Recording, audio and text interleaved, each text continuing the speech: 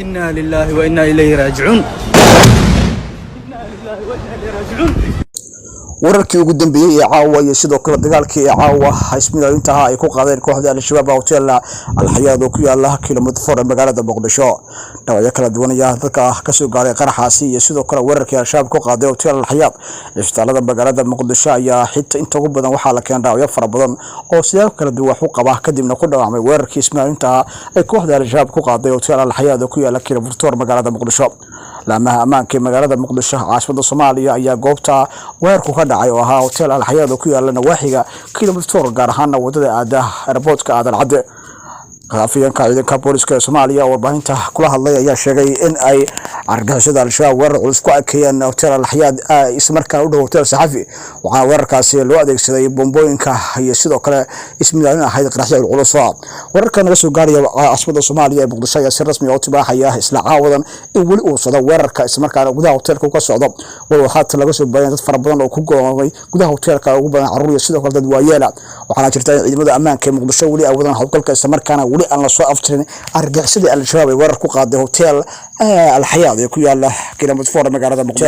al-Hayaad ee ku yaala kiiloomitir 4 magaalada Muqdisho waxaana jirta in ciidamadu ay af ku dhufteen in wali weerarka uu socdo walo aan ilaa haatan si rasmi ah loo soo aftirin wararkii ismiidaaminta ee lagu qaaday fiidka hore 2 saac ilaa haatan oo saacadu ku beegan tahay 5 saac oo habeenimo wali wararka ka socdo isla markaana laga maqlayo rasaas teltela gudaha hotelkaas hotel Hayaad ee ku yaala aaga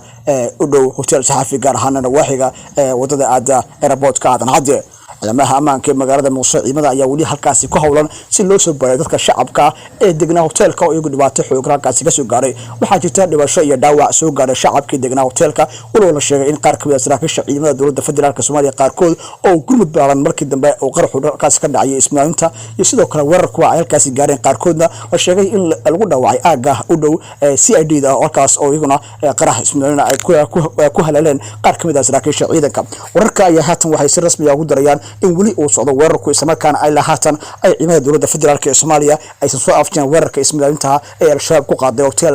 Hayaad oo ku yaala nawaaxiga kiiloomitir 4 magaalada Muqdisho wararka rasmiga ah haatan soo gaaray waxay si rasmi ah u tibaaxayaan in wali weerarku wali ka socdo hotelka dhexdiisa isla markaana ciidamada ay wali ku guuleysan in la soo afjaro maleeshiyadka argagixisada al-shabaab oo wali weerar culus halkaas ka wada waxaa sheegay in uu yaran 5 nin gudaha u galeen hotelka isla markaana ay jiraan in afaafka hotelka qaraxyo weyn ay ka dhaceen shacab kala duwan iyo sidoo kale ka agdhow hotelka dadkii deganaa ayaa dhibaato xoog soo gaadhay walow isbitaalada weyn ee ka mid ah Digfeer iyo sidoo kale isbitaalada ku yaala isbitaal Madiina iyo isbitaalada ku yaala caasimada Soomaaliya Muqdisho lageeyay dad fara badan oo shacab ah oo ku waxyeeloobay qaraxii ismaaciinta iyo sidoo kale weerarkii tooska ah ee lagu qaaday hotel Hayaad oo ku yaala waaxda kiiloomitir ee magaalada Muqdisho